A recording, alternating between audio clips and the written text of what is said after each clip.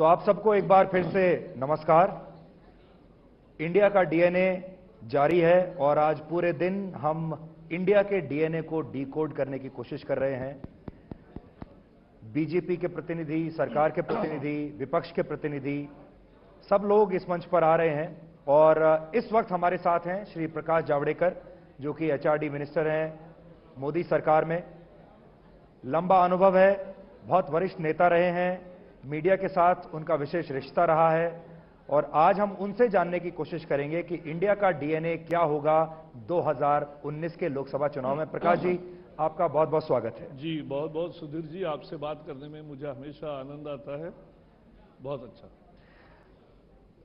सबके मन में प्रकाश जी, जितने भी लोग यहां बैठे हैं और करोड़ों लोग जो टीवी पर सुन रहे हैं, आज माहौल ऐसा है कि सब ये जानना चाहते हैं कि 2019 के लोकसभा चुनाव में मोदी सरकार वापस आ रही है कि नहीं।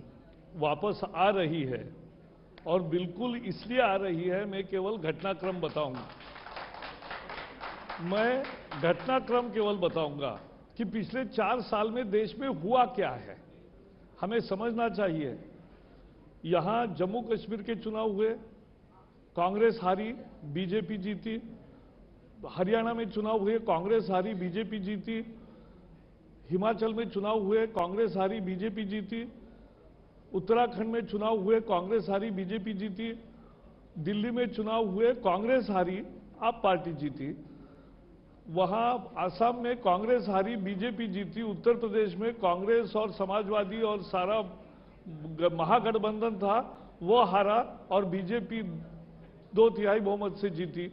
फिर वहां मणिपुर में कांग्रेस थी, गई, बीजेपी आई।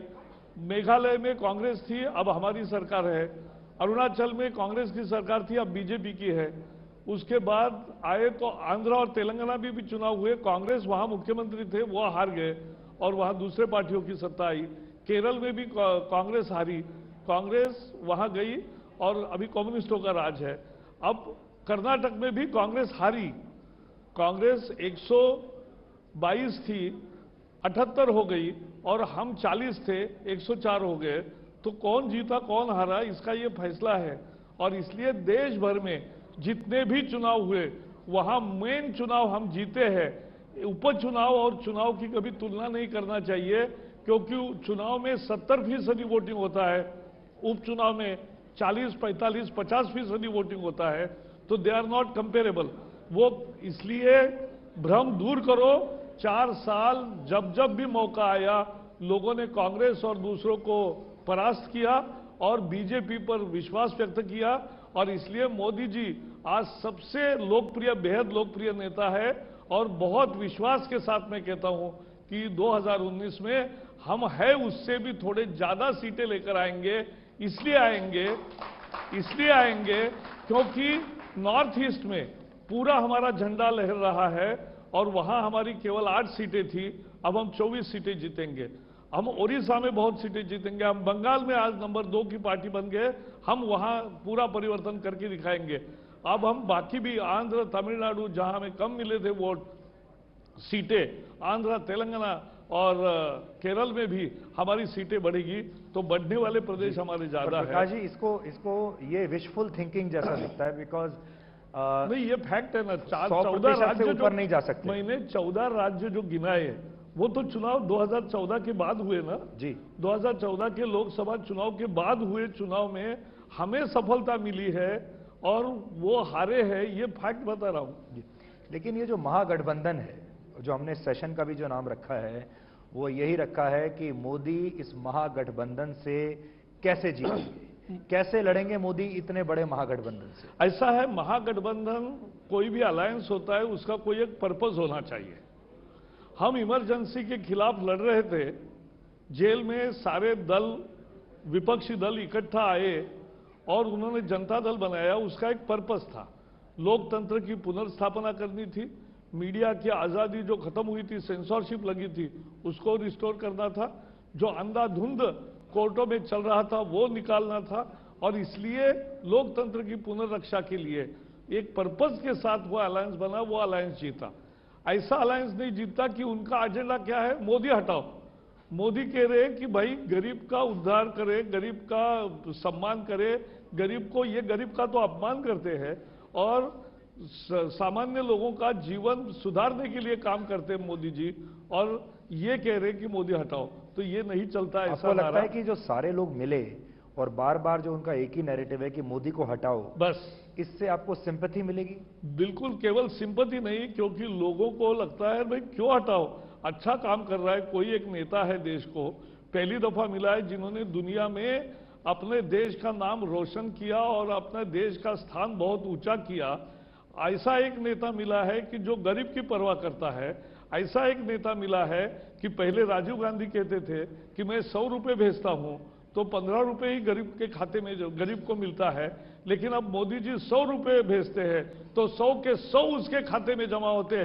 ये जो बदलाव आया है, इसके लिए लोग आज तैयार हैं। प्रकाश जी, अब लोगों की उम्मीदें इतनी बढ़ गई हैं। राजीव गांधी 100 रुपए की बात करते थे, आज लोग कह रहे हैं कि 15 लाख मेरे अकाउंट में डालो। नहीं, ये देखो, कोई भी इस तरह की बेबुनियाद बात नहीं। सच्चाई ये है कि हमने एक 3,62,000 करोड़ रुपए 400 योजनाओं के 20 करोड़ बेनिफिशियरीज के खाते में सीधे जा रहे हैं, और ये बढ़ेगी रकम। और ये जो सीधे जा रही है 3,62,000 करोड़ रुपए, और उसमें मुद्दा ये हुआ कि पहले जो लीकेज होता था वो गया, और आधार के कारण जो झूठे अकाउंट थे वो निकल गए।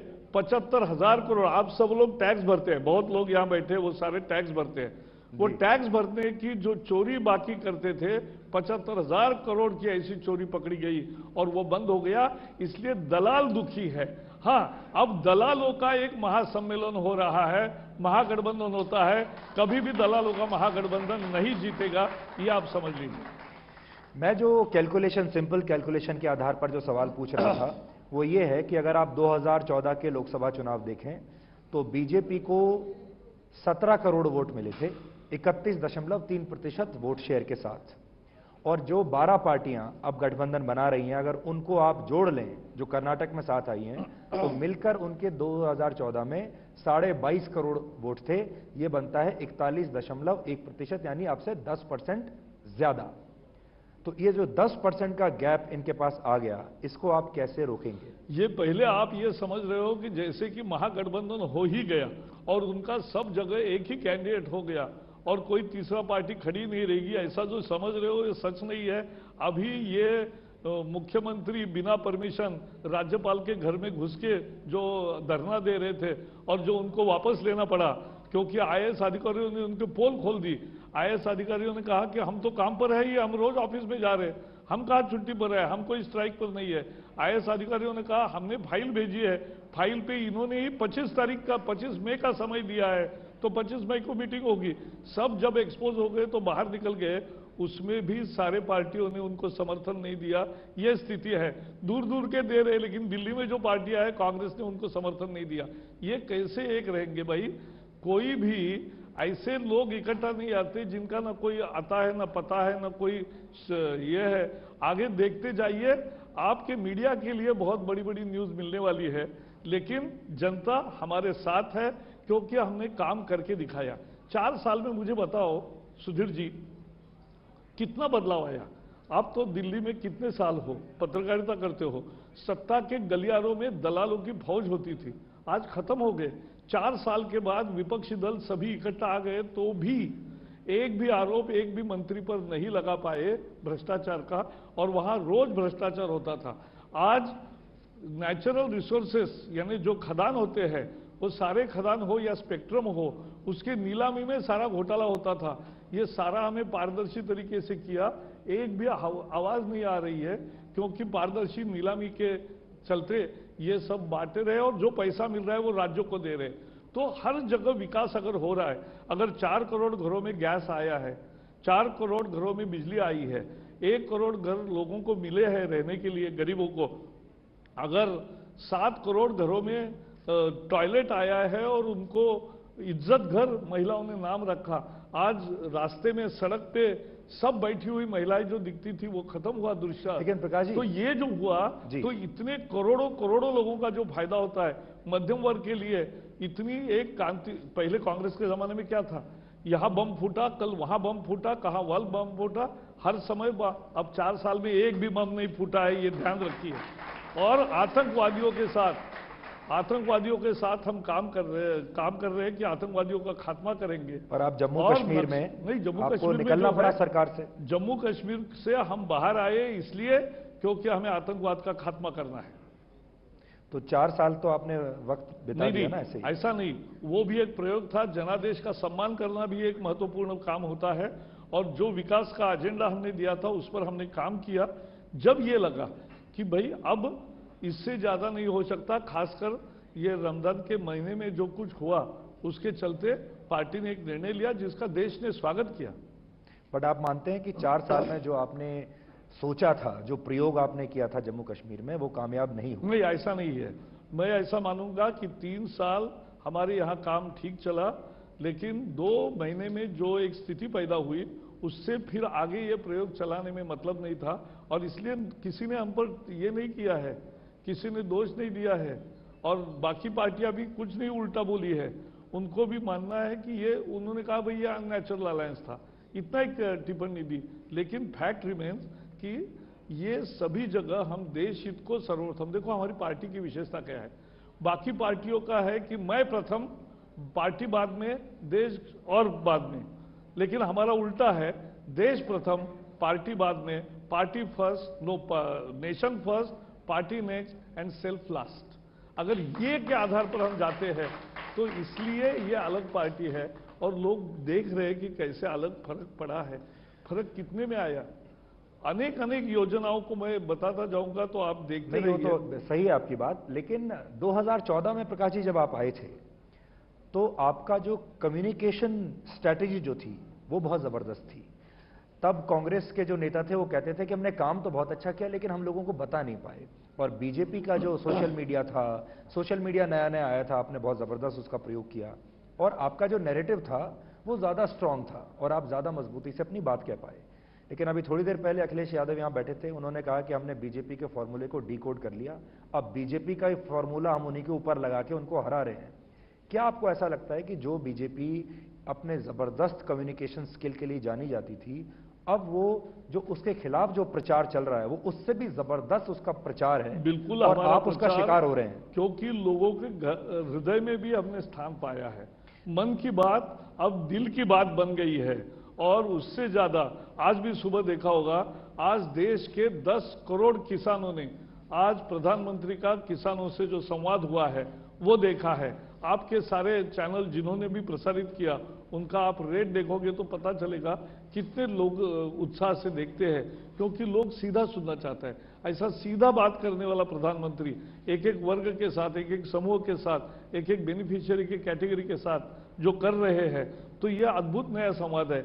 हमारा एक फॉर्मूला डिकोड करने की वो अखिलेश बात कर रहे हैं, लेकिन मैं कहूंगा हमारे पास ऐसे 10 फॉर्मूले हैं, आप देखते रहोगे, आपको 19 के बाद कुछ का पता चलेगा कि क्या हुआ। जी प्रकाश जी, फिर से आपको मैं फैक्ट्स बताता हूं और फिगर्स बताता हूं, क्योंकि आंकड़े झूठ नहीं बोलते। 2014 में जब आए थे 282 सीटों के साथ आए थे, घटकर 273 रह गई, यानी आपकी टैली नीचे गई। कांग्रेस 44 के साथ आई थी, बढ़कर 48 हो गई, 4 का फायदा कर लिया। समाजवादी पार्टी 5 से 7 हो गई। आरजेडी 4 पे थी, 4 पे ही है। शिवसेना 18 पे 18 स्टेबल है, जेडीयू भी स्टेबल है। आपकी अकेली ऐसी पार्टी है जिसकी टैली नीचे जा रही है। फूलपुर, गोरखपुर, भंडारा, गोंदिया, कैराना, अलवर, अजमेर, गुरदासपुर, रतलाम, सारी सीटें निकल गई। ऐसा क्या हुआ कि उपचुनाव आप हारते ही जा रहे हैं? वो ठीक है, क्योंकि उपचुनाव मैंने जैसे पहले बताया, आप समझ लीजिए, चुनाव का जब माहौल होता है और जनरल चुनाव होता है तो 70% से अधिक मतदान होता है, और उसमें उफान आता है, और उसमें हमें बहुत ज्यादा वोट मिलते हैं। लेकिन जब उपचुनाव होता है तो उसका बिल्कुल माहौल नहीं बनता, और उसमें ज्यादा से ज्यादा 50% वोट हुआ है इस हर एक क्षेत्र में, केवल 50%। तो 20% जब वोट घटता है तो परिणाम बदलेगा, और वो बदला है। लेकिन हम ऐसी एक थिंकिंग पार्टी है कि हमारा एक भी पराजय होता है तो उसका भी हम विश्लेषण करते हैं। लेकिन आप कैसे भूल सकते हो कि 14 राज्य हमने नए जीते हैं। हम 6 राज्यों में सत्ता में थे जब मोदी जी प्रधानमंत्री बने, और आज हम 20 राज्यों में सत्ता में है। तो ये कैसे बदल सकते हैं? 14 राज्य हमने जीते हैं, 8 उपचुनाव हारे हैं, उसका क्या मतलब है? मतलब है 14 राज्य जीता और वहां से ऑपोजिशन गया और बीजेपी की ताकत बढ़ी। एक आपके बारे में बात ये कही जाती है कि 4 साल में जो नैरेटिव बना है वो ये है कि मुसलमान वोटर आपको नहीं चाहता, यानी बीजेपी को नहीं चाहता, और जो दलित हैं वो आपसे दूर हो गए हैं। ये सच नहीं है, बिल्कुल नहीं, लेकिन अगर ये सच होता तो बहुत ही अलग होता। सच्चाई यह है कि मोदी जी ने सबसे बड़ा काम क्या किया, यह हमें समझने की जरूरत है। मोदी जी ने काम यह किया कि जो people used not to cast their vote but vote their caste, ऐसा कहते थे, लेकिन यही बदला। न जात पर न पात पर, विकास की बात पर लोग वोट करने लगे। ये मोदी जी ने कमाल करके दिखाया। ये नया पॉलिटिक्स आ गया कि तरक्की के लिए, आकांक्षा के लिए लोग वोट डालने लगे, और इसलिए जात पर नहीं वोट डाल रहे, पैसा देने पर भी वोट नहीं दे रहे, और लोग, गरीब आदमी बोलता नहीं, आपके सर्वे में आता नहीं, हर एक सर्वे चुनाव में फेल करता है, और हम उससे ज्यादा परफॉर्मेंस करके दिखाते हैं। किसी ने नहीं कहा था 325 सीटें आएंगी उत्तर प्रदेश में, या किसी ने नहीं प्रोडिक्ट किया था हम 100 का पार करेंगे कर्नाटक में, लेकिन हर जगह ये जो हुआ, ये इसलिए हुआ क्योंकि सभी समाज के सभी तबके अब जात के आधार पर वोट नहीं कर रहे हैं, पैसे के आधार पर वोट नहीं कर रहे हैं, वो वोट विकास की आकांक्षा के लिए कर रहे हैं। आपको ऐसा लगता है कि विकास अगर संभव है देश में, तो मोदी जी के नेतृत्व में ही है। 5 नहीं, 10 नहीं, 15 साल इनको मिलने चाहिए, ये लोगों की तमन्ना है, उसके लिए लोग वोट कर रहे हैं। आपको ऐसा और लगता आप है आगे कि देखोगे 19 में भी और 24 में भी। कर्नाटक में जो 12 पार्टियां आई एक साथ और उन्होंने आपको सरकार बनाने से रोक दिया। नहीं, वहां तो 2 ही पार्टी इकट्ठा आई, कांग्रेस, और एक गणित ऐसा बन गया, अब मेरे 104 आए और 111 नहीं आए, 7 सीटें कम रही, 7 कांग्रेस के 122 थे, उसके 78 बने, यानी उनको बहुमत के लिए 33 सीटें कम थी, और इनके 38 सीट आई, यानी उनको मेजॉरिटी के लिए 62 प्लस 11 73 सीट की कमी थी। तो मेरी तो 7 सीट की कमी थी, जेडीएस को 73 सीट्स की कमी थी, और कांग्रेस को 38 सीटों की कमी थी। लेकिन अब दोनों इकट्ठा आ गए, एक दूसरे से रोज लड़ते थे, लेकिन अब इकट्ठा आ गए, एक स्वार्थ है, अब लोकतंत्र है, तो आप आ जाओ, ऐसा लगा तो आपका बहुमत हो गया, तो आप सत्ता में हैं। इससे जो नतीजा निकला उसमें अब विपक्षी पार्टियों को थोड़ा मजा आने लगा। उन्हें लगा कि मोदी को तो हराया जा सकता है, ये संभव है, ये मोदी को रोका जा सकता है, गड़बड़ हो रही है, रोका जा सकता है। नहीं, इन्होंने नहीं हारा, यही तो मैं बता रहा हूं। कर्नाटक में दोनों का अलायंस होता और हारते तो अलग चीज थी, ये अलायंस नहीं था, ये दोनों एक दूसरे से लड़ाई करके ट्रायंगुलर कॉन्टेस्ट हुआ। बीजेपी सबसे बड़ी पार्टी 104, केवल 7 कमी बहुमत को हमारी सीटें रही। अब 7 क्यों नहीं आई, इसका कारण कुछ भी दे सकते हो, लेकिन 7 ही नहीं आई, और इनके दोनों के बहुत पराजय हुआ, दोनों का पराजय हुआ, दोनों हारे हुए खिलाड़ी इकट्ठा आकर उनका बहुमत बन गया। इसलिए वो मेरा आपसे सवाल ये है कि अगर 2019 में भी ऐसा ही हो गया, ऐसा ही है ना, अगर एक साथ 272 की बजाय आप 225 पे रुक गए, 250 पे रुक गए, तब क्या होगा? हम क्यों रुकेंगे? आप तो देखोगे कि 300 से ऊपर भी जाने वाली जो ये है वास्तविकता, वो आप 19 के चुनाव में आप जब नतीजे घोषित करोगे सुधीर, आप कहोगे कि एक बार 1984 में लोकसभा के चुनाव में कांग्रेस को 400 सीटें मिली थी। अब उसके बाद किसी एक दल को, क्योंकि उसमें तो इंदिरा जी की हत्या हुई थी, तो एक तरह से शोक सभा का ही चुनाव था। तो इसलिए आप कहोगे उस समय कि पहली दफा नॉर्मल सिचुएशन में चुनाव होकर 300 से अधिक सीट जीते बीजेपी ने, यह कमाल करके दिखाया, यही आप रिपोर्ट करोगे। प्रकाश जी, आप तो एचआरडी मिनिस्टर हैं जी। रोहित वेमुला ने आत्महत्या की थी, तब तो आप नहीं थे एचआरडी मिनिस्टर, लेकिन आज हैं। और रोहित वेमुला की जो मां हैं, उन्होंने कहा है कि मुझे पैसा दिया गया था बीजेपी के खिलाफ बात करने के लिए, सरकार के खिलाफ बात करने के लिए। जब इस तरह की चीजें सामने आती हैं और जब आपको ऐसा लगता है कि विपक्ष की पार्टियां एक साथ तो आ रही हैं, लेकिन एक नया नैरेटिव भी बनाया जा रहा है अलग अलग तरीके से, उसको आप कैसे काउंटर करेंगे? क्योंकि रोहित वेमुला को लेकर आपकी बहुत बदनामी हुई थी। पहले तो मैं ये बताऊं कि किसी भी छात्र की कहीं भी आत्महत्या होती है तो मैं दुखी रहता हूं, और उसको सुधार ये न हो आत्महत्या, इसके लिए हमने भरसक उपाय किए हैं। और इसके लिए एक 18 पॉइंट्स प्रोग्राम बनाया है, सभी विश्वविद्यालयों को बताया है किस तरह से काउंसलिंग करें, किस तरह से आइडेंटिफाई करें, किस तरह से उनको एंगेज रखें, किस तरह से एक इंडक्शन कोर्स अच्छा हो। बहुत सारे पहलू है, उस पर मैं नहीं जाता। लेकिन आज जो सामने आया है कि उसकी मां ने कहा कि बीजेपी के खिलाफ बोलने के लिए मुझे पैसे का वादा किया गया था और पैसे दिए, 2 चेक वो भी बाउंस हो गए, ऐसा उसने बताया। ये जो बताया ये सही तस्वीर है विपक्षी लोगों की कि ऐसा झूठ के बुनियाद पर जो नैरेटिव बनाते हैं, ऐसा नैरेटिव लोगों में नहीं चलता। नैरेटिव सच्चाई के बुनियाद पर जो होता है वही चलता है। वो मोदी जी के साथ सच्चाई है, इसलिए वो चलते हैं, यह हमें समझना चाहिए। आज यहां बैठकर जब लगभग 1 साल से कम बचा है अगले लोकसभा चुनाव में, आप ये कह सकते हैं कि जो मोदी लहर जो थी 2014 में 15 में, वो मोदी लहर उतनी ही है? क्योंकि लोग कहते हैं अब मोदी लहर कम हो गई, अब उसका उफान कम हुआ है, गति कम हो गई है। मुझे लगता है मोदी लहर बढ़ी है, क्योंकि लोगों को पहले अंदाजा नहीं था कि मोदी जी कैसे है, सबको पता नहीं था। अब उनको समझ में आया कि 4 साल में कितना बदलाव इस आदमी ने लाया, कैसे सरकार, एक नई सरकार आई जो लगातार कार्यक्रम करती है, नए नए कार्यक्रम करती है, और गरीब का, मध्यम वर्ग का, सभी वर्गों का, जैसे जीएसटी आया, मुझे बताइए एक इतना बड़ा क्रांतिकारी परिवर्तन, ये गब्बर सिंह टैक्स कहते बाहर आके, लेकिन जब वित्त मंत्री, कांग्रेस के भी 6 वित्त मंत्री होते थे, वो जीएसटी काउंसिल में बैठते हैं, तो ये कानून सभी पार्टियों ने इकट्ठा, कानून भी सबने मिलकर बनाया, नियम भी सबने मिलकर बनाए, रेट भी सबने मिलकर तय किए, बदलाव करने थे वो सबने एक राय से किए। वहां एक प्रोविजन है कि 75% वोटिंग से बिल पास होगा, लेकिन वहां एक बार भी वोटिंग की नौबत नहीं आई।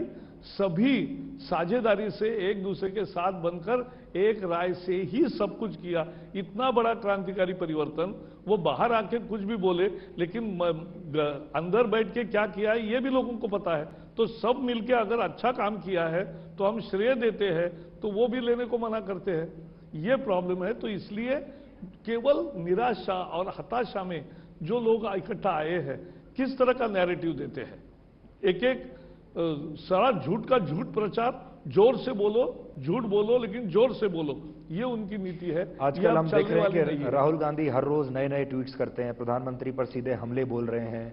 कर्नाटक में बहुत जबरदस्त एग्रेसिवली उन्होंने चुनाव प्रचार किया, ये भी कह दिया वो हार गए, 122 से 78 हो गए, और थोड़ा समय राहुल गांधी और प्रचार करते तो वो 60 के भी नीचे आते, हम सीधे सत्ता में होते। तो राहुल गांधी में आप थोड़ा सुधार देख रहे हैं, या आप चाहेंगे कि राहुल गांधी ज्यादा से ज्यादा आपके खिलाफ प्रचार करें?